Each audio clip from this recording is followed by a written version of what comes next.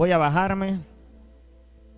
La palabra tiene que entrar por el oído, llegar al corazón, pero tiene que quedar depositada en el espíritu. Porque recuerde que en el espíritu la palabra no puede ser robada. Amén. Prepare su corazón, hermano. Trate de tomar control de sus pensamientos. Llévelos a la obediencia de Jesucristo. Prepare su corazón. Porque recuerde lo que Jesucristo dijo, que a él le acontecía algo cuando él predicaba. Y es que alguna palabra que él predicaba, alguna caía entre rocas y no daba fruto.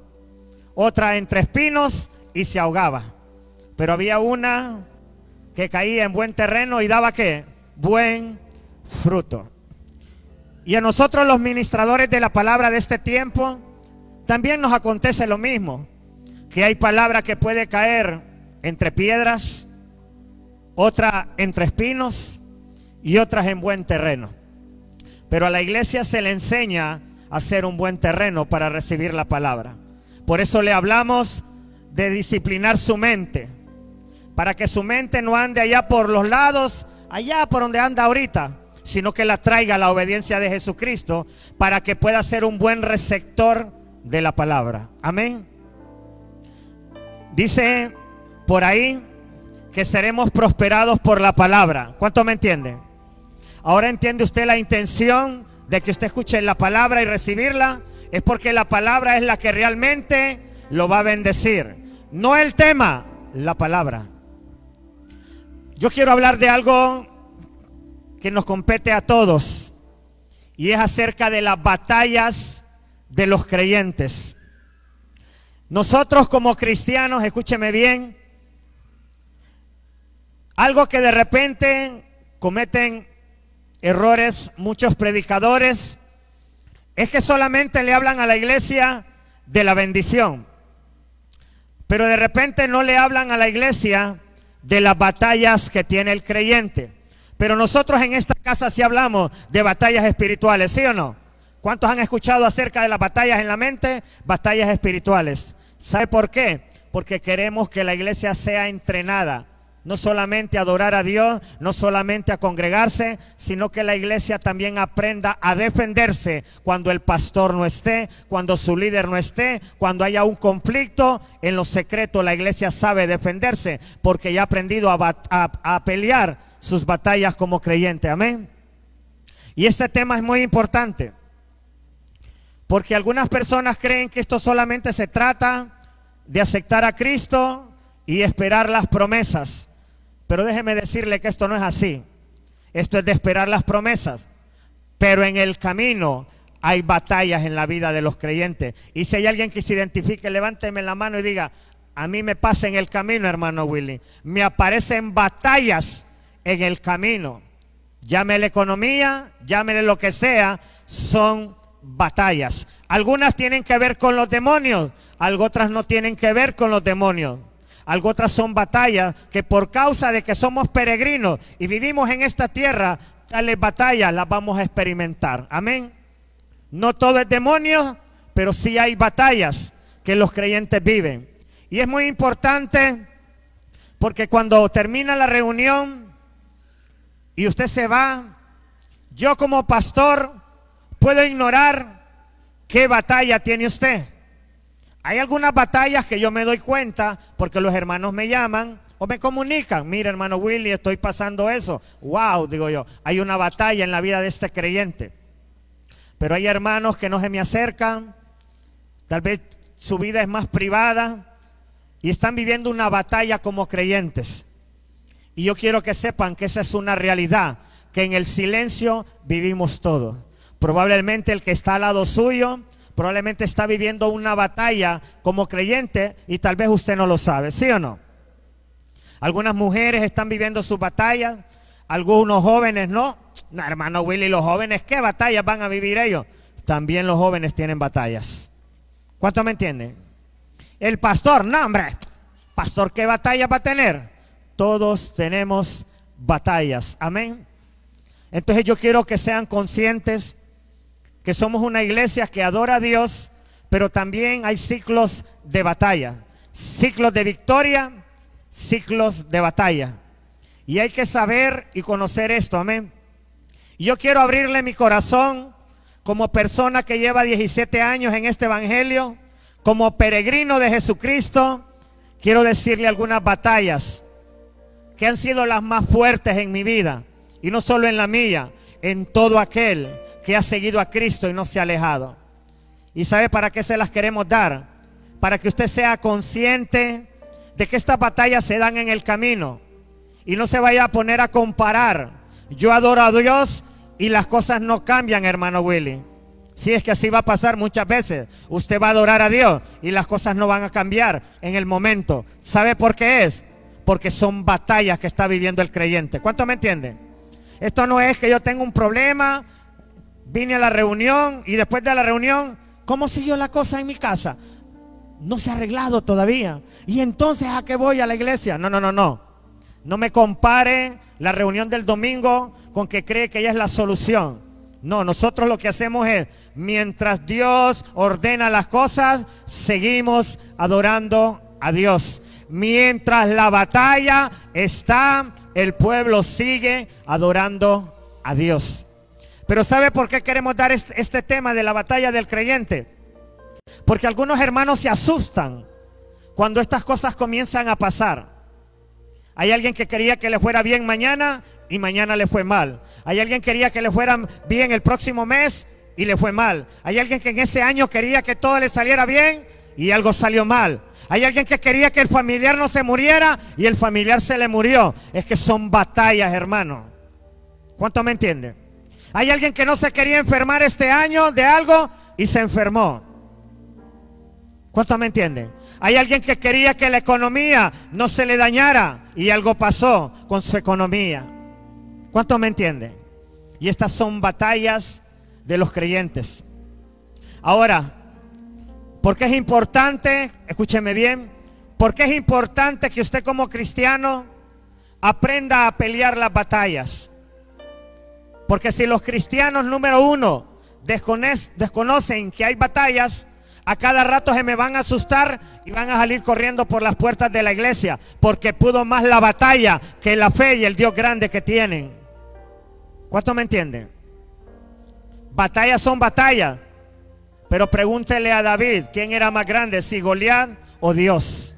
Y David le va a decir, Dios era más grande que Goliat. La batalla que usted tenga, Dios es más grande que la batalla. Con la única diferencia que las batallas solo Dios sabe cuánto van a durar. Pero mientras está la batalla, al Hijo de Dios se le pide resistencia. Que aguante, que pida sabiduría, que pida fuerza, porque es una batalla la que está viviendo. ¿Cuánto me entienden? Ahora bien, algo que es importante que no desconozcamos, que tenemos batallas. Dije, número uno, para no salir corriendo de esa puerta para allá. Número dos, si no entendemos que tenemos batallas como creyentes, nunca vamos a llegar a ser discípulos de Jesucristo. Y hay una diferencia entre gente que se comienza a congregar en una iglesia y gente que conforme van las batallas, van resistiendo, van aguantando, van obteniendo sabiduría, van obteniendo carácter, y de simples hermanitos que llegaron a convertirse en los discípulos de Jesucristo. Y yo le hago una pregunta, ¿usted cree que Jesucristo quiere evangélicos en las iglesias o quiere discípulos? ¿Y usted sabe por qué se identifican los discípulos? Porque siguen a Jesucristo a pesar de cualquier cosa que pase. Por eso Jesús dijo que el que me siga, cargue su cruz y niéguese. Entonces, la intención de Dios es que dentro de las iglesias se formen discípulos. Por eso es que la palabra Dios le envía, porque quiere no evangélicos, quiere discípulos. Y los discípulos son formados en las adversidades. ¿Cuántos lo sabían? ¿O usted cree que fue fácil para Pedro, Esteban, Felipe, Juan? ¿Usted cree que para todos los discípulos fue fácil ser discípulo? No, hombre, si los sacaron de Jerusalén, hubo una persecución en Jerusalén y los sacaron de la ciudad y tuvieron que andar como peregrinos en otros países. ¿Usted cree que fue fácil para Pablo ser un discípulo de Jesucristo? No, tuvo batallas como creyente. Pero algo que debe de saber la iglesia es, si la iglesia no aprende a tener resistencia en las batallas como creyente, la iglesia nunca va a llegar a ser un discípulo, sino nada más evangélicos que se congregan los domingos en una congregación, pero nunca dan su vida por Cristo, nunca dan su vida por la obra del Señor, producto que solo han quedado como evangélicos y no como creyentes. Y yo quisiera ver acá, ¿cuántos quieren ser discípulos del Señor? No evangélicos, discípulos. ¿Ahora entiende por qué tanto proceso en su vida? ¿Ahora entiende por qué tanta batalla? ¿Qué es lo que quieren formar en usted? ¿Un evangélico o un discípulo? No los escucho. ¿Un evangélico o un discípulo? Un discípulo quiere formar el Señor. Ahora bien, vamos a hablar de una batalla que es una de las batallas más fuertes. Falta de dominio propio cuando hay conflictos emocionales dentro de él. Santiago 1:8. Una de las batallas más fuertes de todos los evangélicos es la falta de dominio propio en las emociones cuando las cosas no marchan bien. Cuando no hay dominio propio en los evangélicos, mire cómo son los caminos de los evangélicos cuando no hay dominio propio en las emociones. El hombre de doble ánimo es inconstante en todos sus caminos. Ahí está diciendo Santiago, el que no tiene dominio propio sobre su área emocional va a ser una persona de doble ánimo. Y este doble ánimo lo va a hacer que sea inconstante en sus caminos. ¿Entendió usted qué tan importante es de que usted aprenda a tener resistencia? Si usted no aprende a tener resistencia, usted se puede convertir en un hombre inconstante en todos sus caminos. Ahí aclara, ahí no habla solo de los caminos evangélicos, todos los que. Entonces, ¿qué pasa? Si una mujer tiene problemas en su matrimonio y es una mujer de doble ánimo, eso que está haciendo esa mujer la va a hacer que sea inconstante en su camino matrimonial. Si es un hombre que tiene un trabajo, pero es inconstante en sus áreas emocionales, puede perder su trabajo. Si hay alguien que de repente el pastor lo ungió para ser un líder de la iglesia donde se congrega, pero este hermano no tiene dominio sobre sus áreas emocionales, esto lo va a hacer que sea inconstante en su camino ministerial. ¿Cuánto me entienden? Es que aquí agarra a todo mundo, hermano. Aquí los que tienen ministerio deben de saber algo.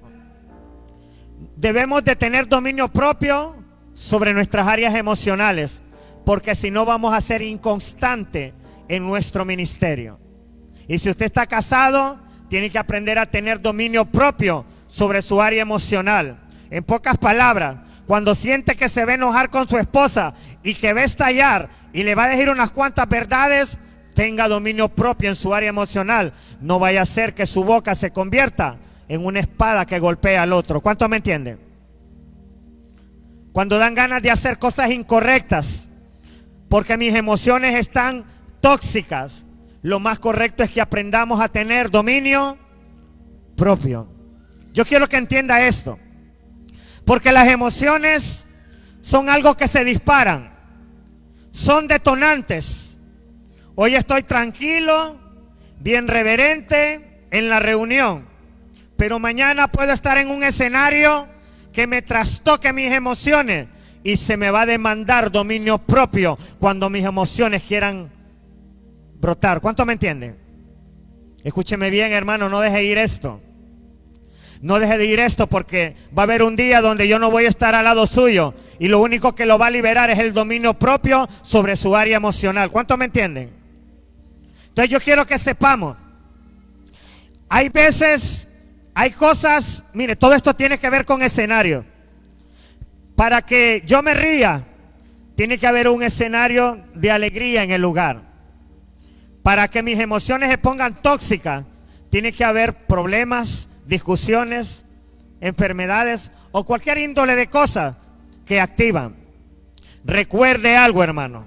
Así como la lluvia se viene de repente, así las adversidades se vienen de repente. Y nosotros debemos de aprender cada vez que una tormenta viene, lo primero que se saca es un paraguas. Cada vez que sus emociones se revuelvan, métale dominio propio para que no se descontrole. ¿Cuántos me entienden?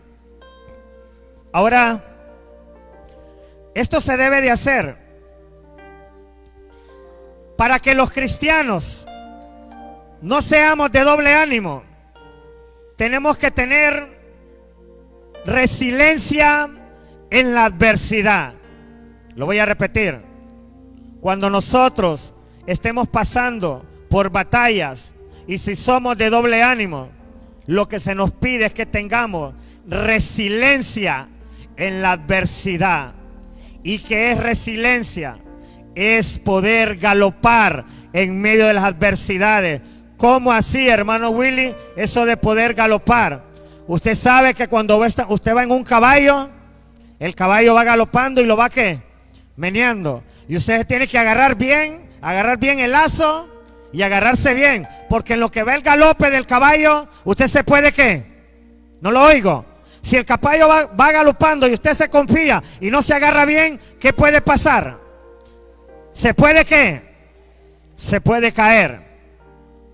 Y nosotros tenemos que tener resiliencia en la adversidad, saber galopar en medio de los problemas. Pongo el ejemplo de galopar, porque el que se monta en un caballo, le voy a poner un ejemplo, las carreras de caballos que apostan miles de dólares, esos jinetes van bien preparados, los caballos bien preparados. Una vez que suena el pito, esos caballos salen todos alados, y lo que le queda a los que están participando es agarrarse bien, porque son varias vueltas. No vaya a creer que en esas carreras dan una sola vuelta. Son varias vueltas y varias vueltas y varias vueltas. Y en lo que está ese transcurso de las vueltas, hay que agarrarse bien del caballo para que no lo bote.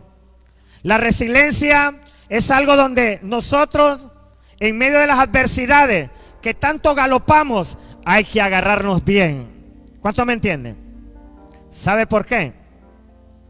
Porque hay veces, hay algunos problemitas que le aparecen a usted y como que sí se sabe agarrar bien, pero hay otros problemas que pareciera como que me lo asustan y me lo botan del caballo de la fe. ¿Cuántos me entienden? Entonces a la iglesia hay que enseñarle, porque la iglesia es sorprendida en lo que va galopando. Hay veces el caballo se pone chúcaro, ¿sí o no? Hay veces las adversidades, aquí voy, hermano, no, esto es suave, Dios está conmigo.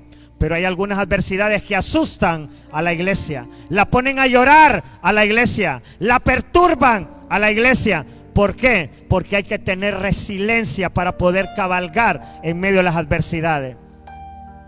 Hay que aprender, hermano. Y la vida, por eso es vida, porque le enseña al ser humano a aprender a galopar en medio de este mundo.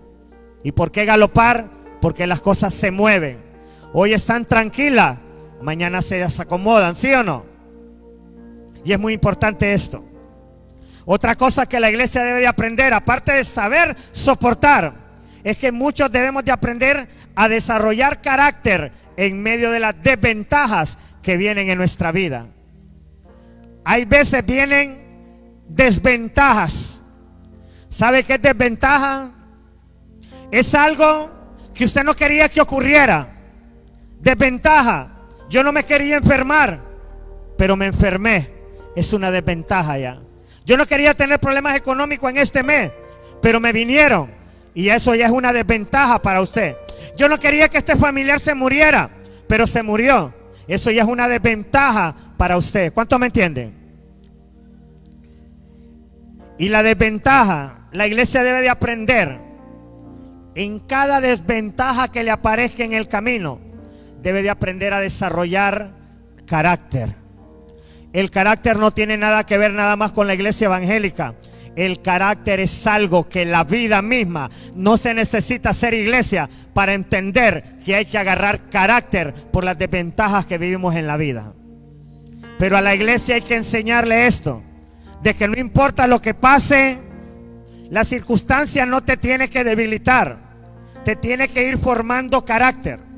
Y si aún la circunstancia te debilita, el final no debe de ser muerte, debe de ser carácter formado en medio del pozo de la desesperación. ¿Cuántos me entienden? No los escucho. ¿Cuántos me entienden? Algo que como iglesia debemos de aprender es, muchas veces, no sé por qué malinterpretamos lo que el cielo le llama graduación. Porque a lo que nosotros le llamamos tragedia, el cielo le llama graduación. A lo que le llamamos tragedia, el cielo le llama discípulos. A lo que el humano le llama tragedia, Dios le llama fe. ¿Cuántos me entienden? Y yo quiero que entienda algo.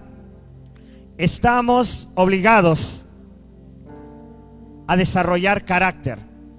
Estamos obligados a tener resiliencia en medio de la adversidad. Si usted, recuerde que este es un reto personal. Usted está obligado en su vida privada a aprender a tener resiliencia en medio de los problemas. Usted está obligado en su vida personal, fuera de esta iglesia, a aprender a desarrollar carácter en medio de sus adversidades. Si tales cosas usted decide, está bueno, muy importante, voy a tomar nota. Pero si es importante y le toma nota, pero no lo practica, usted le puede pasar algo. Puede ser una persona que solo pase como víctima por las cosas que le pasan. ¿Sabe usted que hay gente que pasa como víctima? ¿Cuántos saben que hay gente que actúa como víctima? ¿Sabe por qué actúa como víctima? Porque no ha aprendido a tener resistencia, porque no ha aprendido a desarrollar carácter. Y como desarrollar carácter habla de ceñirme bien los lomos, de tomar control de mis emociones. Y la gente, como sabe que esto es un gran reto, prefiere mejor ser la víctima de los problemas y decir, hermano, yo dejé de congregarme porque viera que esto me estaba atormentando y yo no pude con esto, hermano Willy, y yo por eso dejé de congregarme. Si nosotros no desarrollamos carácter, vamos a ser una iglesia que solo pase como víctima de la circunstancia. ¿Y sabe a quién le agrada ese papel? Al diablo. Al diablo le fascina ver evangélicos que pasan como víctimas. ¿Sabe usted que hay personas que están al lado suyo que pudieron haber decidido ser la víctima de lo que les pasaba? Pero sabe que algunos de ellos decidieron llorar, orarle al Señor, fortalecerse en el Señor, entregarle aquello al Señor y seguir adorando a Dios. Y mientras ellos hacían eso, carácter se fue desarrollando en ellos. El que se pone como víctima nunca desarrolla carácter. Al contrario, el estar como víctima evidencia que no ha desarrollado carácter en muchas áreas de su vida. Y acá no hay superhombres, hermano, ni supermujeres. Acá hay gente que ha sido desarrollada en el desierto, en los procesos. No, hermano, pues usted, ¿cómo no? Usted es el pastor. No. Antes de ser pastor soy humano. Y como humano me ha tocado desarrollar caracteres en medio de mis adversidades. Acá hay mujeres que usted dice, no, mi respeto para esa hermana, es una guerrera. Sí, pero antes de ser guerrera fue una humana que le tocó desarrollar carácter en los procesos. Ay, hermana, yo la admiro a usted, cómo aguanta cosas. Ay, yo deseara ser como usted. pues hay que aprender a desarrollar carácter si quiere ser como la hermana. Y no se preocupe, que la vida nos da la oportunidad de desarrollar carácter. ¿Cuántos me entienden? Así que, iglesia, cuando vengan las batallas, le están dando la oportunidad de desarrollar carácter. Le hago una pregunta. Cuando el rey David miró a Goliat, ¿miró un gigante o miró la victoria? Le hago una pregunta, tal vez no está bien hecha. Cuando el rey David vio a Goliat, ese gran gigante, ¿vio al gigante o vio la recompensa que el rey Saúl le iba a dar? Cuando David vio a Goliat, David estaba tan cegado por la recompensa que Saúl le iba a dar, que no vio grande a Goliat, porque él vio la recompensa que Saúl estaba dando si derribaban a Goliat. ¿Cuántos me entienden? ¿Y sabe cuál es el problema? Que algunos no ven la recompensa, sino que se ponen a ver el Goliat. Y lo que tú no sabes, que detrás del Goliat que está delante de ti hay una recompensa espiritual para ti y tu familia. Con la única diferencia es que algunos, David, miran la recompensa aunque vean el gigante, pero hay otros como Saúl que no ven la recompensa, ven el gigante que los tiene atormentados. Cuando el gigante está delante de nosotros, hay evidencia que detrás de él hay una recompensa. ¿Cuánto me entienden? Así que cuando venga cosas en su vida que usted las vea exageradamente grandes, diga: yo creo que detrás de este gigante que me apareció hay una recompensa de Dios para mi vida. ¿Cuánto me entiende? Porque había una diferencia. Cuando Goliat se paraba enfrente de los israelitas, había una diferencia. La diferencia es que cuando Goliat se le presentaba al pueblo de Israel para amedrentarlo, los israelitas les temblaban los pies. Pero cuando el rey David escuchaba a Goliat, el rey David no le temblaban las piedras, sino que las piernas, sino que el rey David agarraba bien la onda. Acá está mi recompensa. Si yo me vuelo este gigante, el rey Saúl me dijo que me iba a dar esto y esto. Entonces hay dos posturas.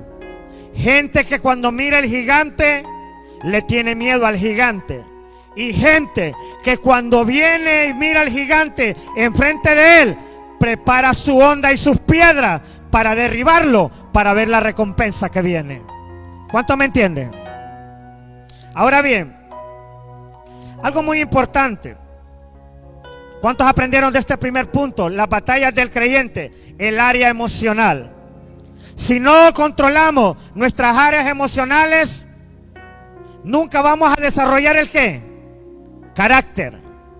Y si nunca desarrollamos carácter, nunca vamos a llegar a ser ¿qué? Discípulos de Jesús.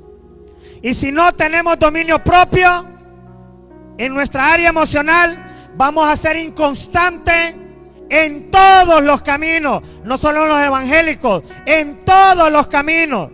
Alguien que no tiene dominio en sus áreas emocionales, en todas sus áreas, corre el riesgo de ser inconstante en todos sus caminos. Y yo espero que después de esta palabra tú puedas ver la recompensa y no el Goliat que está enfrente ahorita. ¿Cuánto me entienden? Ahora bien, otra área, aparte de tener luchas en el área emocional, otra área que es una batalla en el creyente, es la crisis de transformación. Lo voy a repetir. Usted y yo somos iglesia. Usted sabe, según la Biblia, a qué se le llama a usted cuando se congrega a una iglesia. Bíblicamente lo sabe. ¿Sabe lo que le piden a usted desde el momento que se empiece a congregar en una iglesia? Sí, hermano Willy, a cantar los coritos, a ofrendar, a escucharlo a usted, y después me largo y comienzo mi semana de trabajo. No, a eso no llaman a la iglesia. A la iglesia la llaman para que la iglesia conforme sea tratada, la iglesia opere bajo la mente de Cristo. Aunque hayamos comenzado operando en nuestra mente carnal, se tiene que ir dando una reforma conforme van los meses, hasta que los individuos que se congregan en esa iglesia comiencen a operar bajo la mente de Cristo. Y yo le hago una pregunta: ¿a alguien que opere bajo la mente de Cristo va a salir corriendo en medio de los problemas? No, porque ya opera con la mente de ¿quién? Entonces, por eso el Señor quiere operar en esa área. Pero ¿sabe usted que en las iglesias hay crisis de transformación? ¿Cuántos lo sabían? Levánteme la mano los que reconocen que hay crisis de transformación en las iglesias. No solo en la de nosotros, en toda iglesia hay crisis de transformación. ¿Crisis de transformación en qué? En que a la gente, conforme Dios la trata, Dios quiere que tengan la mente de Cristo, que se muevan en la unidad de la fe de la iglesia en la que se congregan. ¿Usted cree que a usted solamente se le invita a cantar coritos en esta iglesia? No, hermano, a usted se le invita a que esté en la misma unidad de la fe de todo este cuerpo de Jesucristo. ¿Cuánto me entienden? Que si vamos a hacer algo, lo vamos a hacer solo yo y algunos. No, ¿todos qué? Juntos, porque es la unidad de la fe. Si están escuchando la palabra, ¿qué se les pide como iglesia? Unidad de la fe en lo que están escuchando. Si vamos a orar por un enfermo, hermano, póngase de pie. Vamos a orar por la hermana Chanita y hermana Juanita. Y si empezamos a orar por ella, que oremos en una misma unidad, de una misma fe. ¿Cuántos me entienden? Pero usted cree que en algunas iglesias hacen lo mismo. Cuando de repente se ora por la gente, vamos a orar, hermano, cierre sus ojos, vamos a orar por la hermana tal. Algunos sí nos acompañan a orar y otros les da igual que la hermana Chanita esté enferma. No están en la misma unidad de la fe. ¿Cuántos me entienden? Esto es muy importante, porque la iglesia dividida no puede trabajar. ¿Cuántos creen que la iglesia dividida puede trabajar? No puede trabajar. La iglesia necesita entrar en la unidad de la fe. Por eso cuando usted entra por estas puertas y comienza a ser parte de esta casa espiritual, lo que más Dios quiere ir transformando en usted es una misma fe en medio del cuerpo de Cristo con el que se congrega. ¿Cuántos me entienden? La mente de Cristo, todos operando con la mente de ¿quién? De Cristo. ¿Sabe por qué es importante esto? Porque si esto no acontece, la iglesia tiene crisis de transformación. Y esto es lo que hace que muchos pastores sufran. Porque uno desea que los hermanos vayan creciendo en la fe, en la mente de Cristo y en la plenitud de la persona de Jesucristo. ¿Usted cree que alguien que conozca a profundidad a Jesucristo lo va a cambiar por la música de este mundo?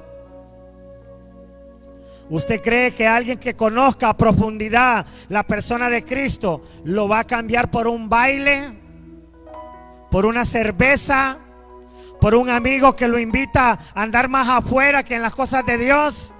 El que tiene profundidad de lo de Cristo va a ser como Pablo dijo: nada me podrá separar del amor que tengo en Cristo Jesús. Porque es un amor basado a la profundidad de lo que la persona conoce del Señor. ¿Cuánto me entiende? Y sabe usted que hay gente que se congrega en las iglesias por años, pero nunca llegan a tener profundidad en sus vidas de lo que es la persona de Cristo. Y como no tienen profundidad de Cristo en sus vidas, negocian a Cristo por cualquier cosa. ¿Cuánto me entienden? Ey, el hermano, ¿por qué no vino? No, es que había un carnaval allá y el hermano fue a bailar allá. Negoció a Cristo. Ey, el hermano aquel que pasa que ya no viene. Ah, no, si es que aquel lo invitó a beber y mira, de vuelta se puso a beber con él. Negoció a Cristo fácilmente. ¿Sabe cuándo negocian a Cristo fácilmente la gente? Cuando no tiene profundidad de la plenitud de Cristo dentro de ellos. Pero cuando Cristo tiene plenitud dentro de mí, yo no lo negocio con nada, hermano. ¿Cuántos negocian a Cristo? ¿Cuántos entienden esto que estoy hablando? Ahora entiende por qué hay gente que rápido se sale de las iglesias. Es porque no tiene la plenitud de la profundidad de ¿quién? De Cristo. Y un Cristo que no ha sido revelado puede ser negociado fácilmente. Pero un Cristo que se vuelve el todo, mi plenitud, no lo negocio con nada, porque lo de allá nunca será la plenitud. Cristo sí sigue siendo mi plenitud. ¿Cuántos entienden esto? Ahora mire lo que dice Efesios capítulo 4, versículo 3 en adelante. Mire lo que se le pide a los que nos congregamos. Yo quiero que lo leamos juntos. Mire lo que se nos pide.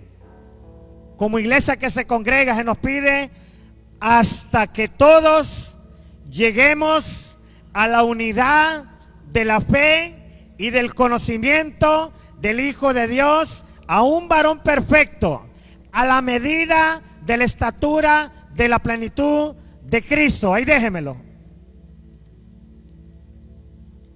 Lleguemos a cantar coritos, o a qué se nos pide.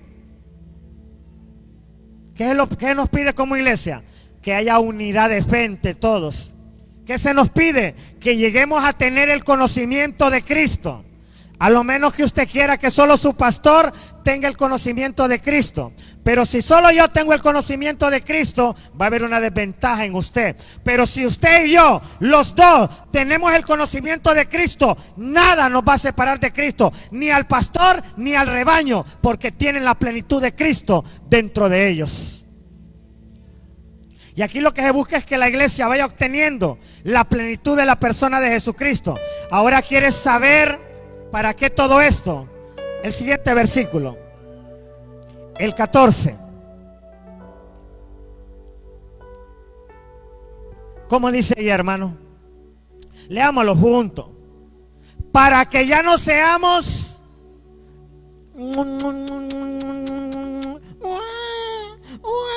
para que no seamos niños espirituales, que solo los peñizcan y lloran esos niños. Solo les pasa algo y ya lloran los niños. Para que ya no seamos niños fluctuantes, llevados por donde quiera, de todo viento. Aquí pusieron de doctrina, pero yo creo que no solo la doctrina jala a la gente fuera de las iglesias, los problemas también los jalan fuera de los caminos de Dios.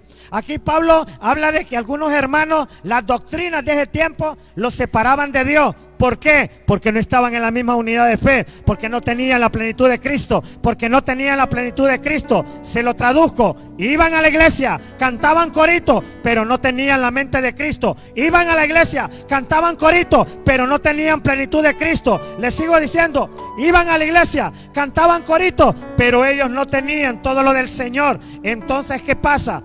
Pablo dice, háganlo para que ya no sean como niños fluctuantes, llevados por donde quiera, de todo viento de doctrina, por estratema de hombres que para engañar emplean con astucia artimañas del error. ¿Sabe usted que aquí Pablo está diciendo, hay hombres que crean artimañas del error y los más niños caen? ¿Sabe usted que se ocupa la madurez? Porque si usted sigue como niño, si usted no tiene la mente de Cristo, usted es un niño espiritual. Si usted no tiene la mente de Cristo, usted es un cristiano fluctuante. Y si usted es así, pueden venir engañadores a sacarlos del camino del Señor. Puede venir otra religión. No, que ahí me dijeron de que esto y esto, entonces yo por eso ya no me congrego en su iglesia. Niño que fue engañado fácilmente. Y recuérdese que en este caso de nosotros, no es que van a salir maestros con otra doctrina a engañarnos, pero sí el enemigo puede provocar cosas o meternos cosas en la cabeza para que de poco a poco nos vayamos apartando ¿de quién? Del Señor. Pero ¿qué fue lo que vio este demonio en este cristiano? Que era todavía un ¿qué? Un niño espiritual, movido por cualquier viento. Le falló el pastor, se resintió, movido por cualquier. Se le vino la economía abajo y ya no quiere ir a la iglesia, movido por cualquier. Tiene problemas con su esposa y ya se desanimó, movido por cualquier. Lo amenazaron de que lo iban a matar. No, yo no voy a la iglesia, movido por cualquier. ¿Cuánto me entienden? Tenemos que aprender esto, porque estos vientos vienen a soplar. La única diferencia es que algunos vientos vienen a pegar sobre gente madura y los soportan. Pero hay veces que hay vientos que vienen sobre los niños y miren, andan de aquí para allá, porque son movidos por los vientos, no por la palabra de Dios.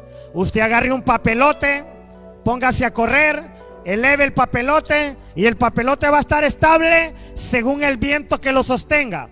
Medio se fue el aire, cayó el papelote. Así hay algunas personas que no han crecido en el Señor, que solo cuando esté el viento favorable, ahí está sostenido el papelote, pero cuando el viento se acabó, se cayó el papelote, papá, porque es movido por cualquier viento, no por los vientos del Espíritu Santo. Y esto es muy importante. Ahora entendió por qué hay que tener la mente de Cristo y todo esto, para no ser niños fluctuantes, movidos por cualquier viento. Amén. Ahora bien, yo quiero hablar qué provoca esta crisis de transformación. Ya dije que la crisis de transformación es no tener la mente de Cristo y siendo alguien que tengo años de congregarme. No conocer la plenitud de Cristo y siendo años de estar congregado. Y que eso no es agradable y le puede afectar porque cualquier viento se lo lleva. Y si no tiene la mente de Cristo, ¿en qué queda convertido? ¿En adulto o en niño? Y si usted tiene la mente de Cristo y la plenitud de Cristo, ¿en qué se convierte? En un adulto espiritual. ¿Cuánto me entienden? ¿Qué provoca esta crisis de transformación? Esta crisis de transformación sucede por estar satisfaciendo más los deseos de nuestra carne y estar amando más las cosas de este mundo.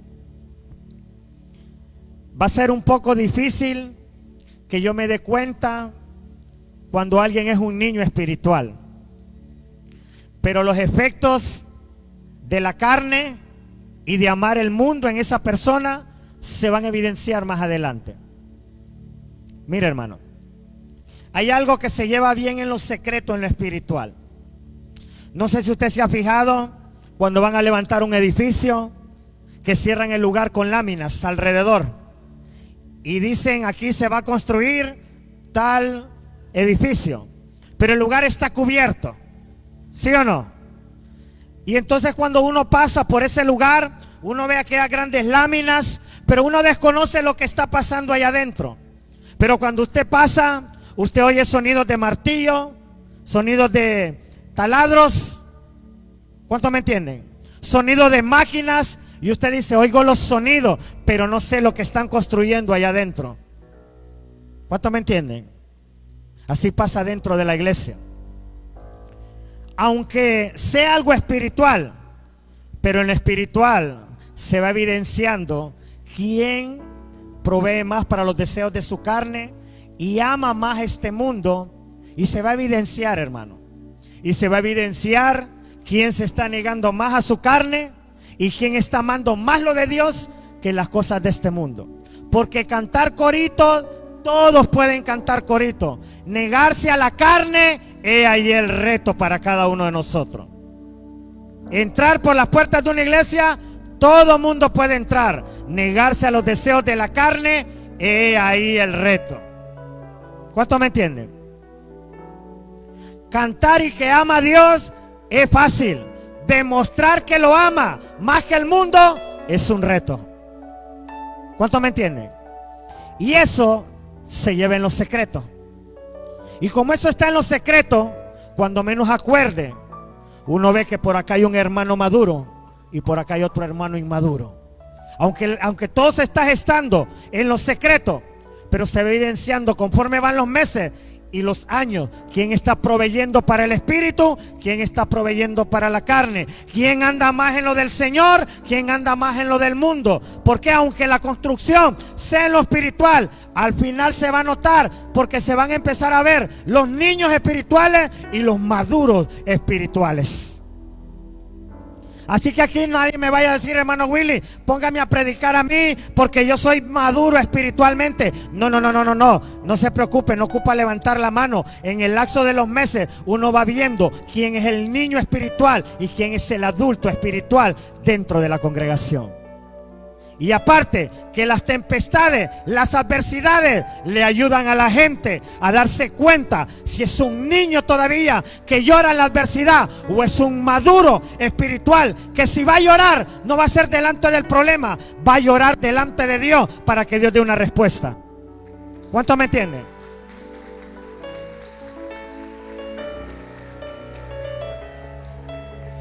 Entonces la crisis de transformación sucede cuando amamos más que los deseos de la carne y cuando amamos más el mundo. Como resultado hay una crisis en esa persona. Y yo no necesito que me digan, hermano Willy, venga, le voy a contar a dónde miré la hermana que andaba. Venga, le voy a decir. Ay, hermano, venga, lo voy a llevar, mire, le voy a enseñar dónde está bebiendo aquel hermano que va a su iglesia. No es necesario, hermano. Me lo muestren o no me lo muestren. Si ama más al mundo, se va a evidenciar a la hora de adorar, a la hora de servirle a Dios. Si ama más las cosas de este mundo, si provee más para los deseos de la carne, se va a evidenciar acá, hermano. Nosotros los que ministramos sabemos eso. Yo como ministro sé cuando no estoy ministrando bien, pero sé que es porque estoy supliendo más los deseos de mi carne. Estoy amando más las cosas del mundo y se me está pasando factura en el área espiritual. Aunque ningún hermanito sepa lo que el pastor está haciendo, pero en lo espiritual se va a evidenciar cuando esté en el ámbito espiritual. ¿Cuánto me entienden? Así que esto no es de andarse escondiendo de los líderes y de los pastores. Esto es de aprender a no suplir más para los deseos de la carne y no amar más el mundo. Porque si usted opta por estas áreas, usted va a quedar como un niño espiritual y usted va a tener crisis de transformación. Y yo le aseguro que la crisis de transformación, cuando sea el arrebatamiento, esta persona no se va a poder ir. Aunque andaba Biblia y el ángel le pregunte al otro ángel, hey, ¿qué pasó que no te llevaste el tuyo?